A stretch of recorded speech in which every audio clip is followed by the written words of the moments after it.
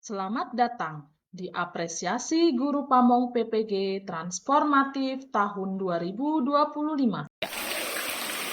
Assalamualaikum warahmatullahi wabarakatuh. Shalom, Om Swastiastu, Namo Buddhaya, salam kebajikan, rahayu, salam sehat untuk kita semua.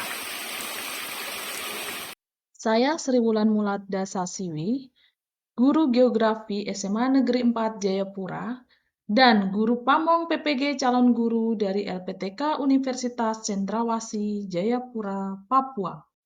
Praktik baik ini mengenai implementasi mentoring skill, praktik pengalaman lapangan mahasiswa pendidikan profesi guru calon guru dalam penerapan pembelajaran mendalam pada peserta didik di SMA Negeri 4 Jayapura tahun 2025.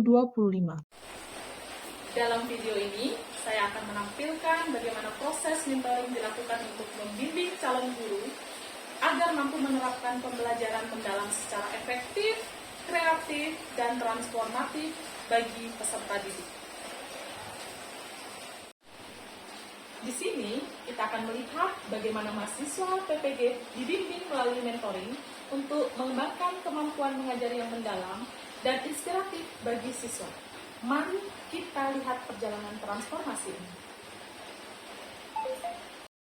Halo semuanya, pada video ini saya akan membahas bagaimana implementasi skill dengan alur STAR, di mana pada situasi awal menunjukkan bahwa proses adaptasi mahasiswa PPG terhadap pembelajaran nyata masih membutuhkan pendampingan secara intensif. Dalam konteks pendidikan di daerah Papua, terdapat berbagai tantangan yang dihadapi baik oleh guru pamong maupun oleh mahasiswa PPG. Khususnya dalam hal ini menghadapi keberagaman latar belakang siswa, budaya lokal, serta keterbatasan fasilitas pendidikan. Oleh karena itu, mentoring dari guru pamong menjadi salah satu komponen yang tak terpisahkan dari keberhasilan PPL mahasiswa PPG.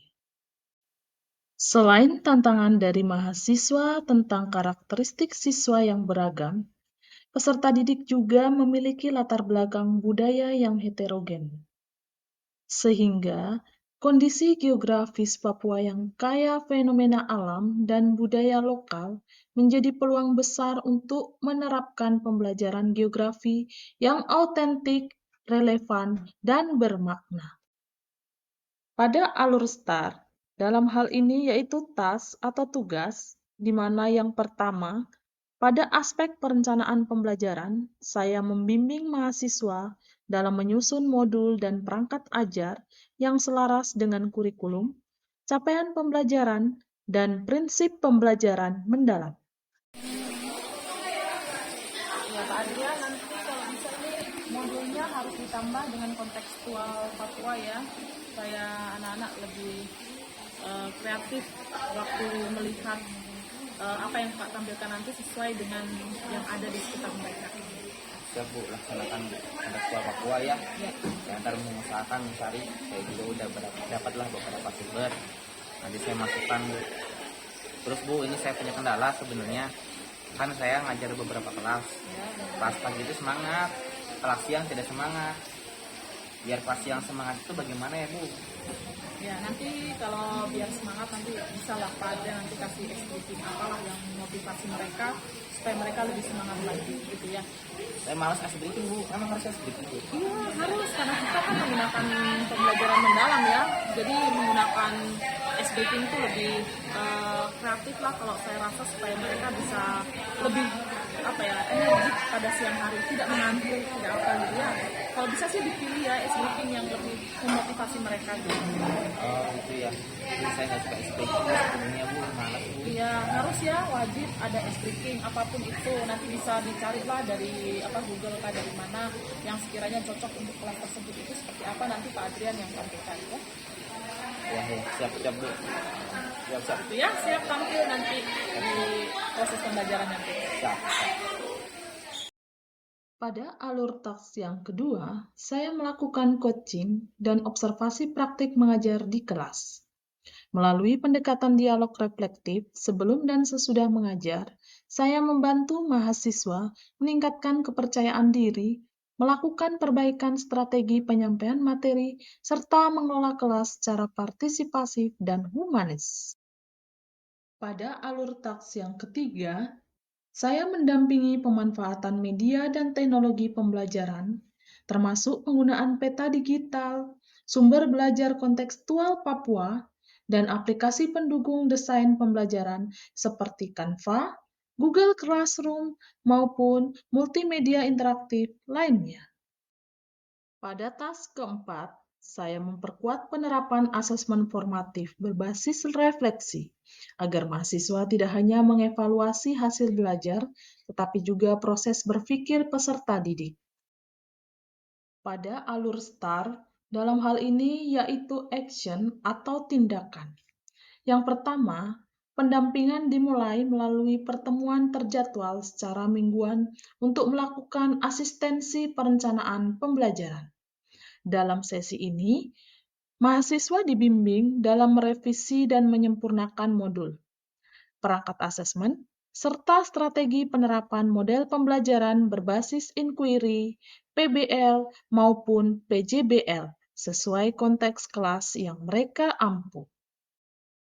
Pada alur action atau tindakan yang kedua, sebelum mahasiswa melakukan praktik mengajar, dilaksanakan pre-teaching conference sebagai ruang diskusi singkat untuk menegaskan tujuan pembelajaran, alur penyajian materi, teknik bertanya, dan strategi keterlibatan peserta didik. Langkah ini membantu mahasiswa meningkatkan kesiapan mental dan pedagogiknya. Pada action ketiga atau tindakan, saya melakukan classroom observation secara langsung saat mahasiswa mengajar. Observasi ini tidak hanya menilai keterampilan teknis, tetapi juga interaksi, pengelolaan kelas, penggunaan media ajar, dan respon peserta didik terhadap proses pembelajaran. Pada action keempat atau tindakan yang keempat, mahasiswa diajak untuk merefleksikan kekuatan dan area perbaikan, serta mengkaitkan dengan indikator keberhasilan pembelajaran mendalam. Pada alur STAR result hasil, dampak positif juga terlihat pada peserta didik. Pembelajaran menjadi lebih hidup dan partisipasif, ditandai dengan meningkatnya keterlibatan siswa dalam diskusi dan bertanya. Dalam rencana tindak lanjut, yaitu melalui pendampingan berkala, penguatan asesmen, pengembangan media ajar, kolaborasi, dan evaluasi diri. Berikut dokumentasi S-Breaking dan proses belajar mengajar yang dilakukan mahasiswa PPG.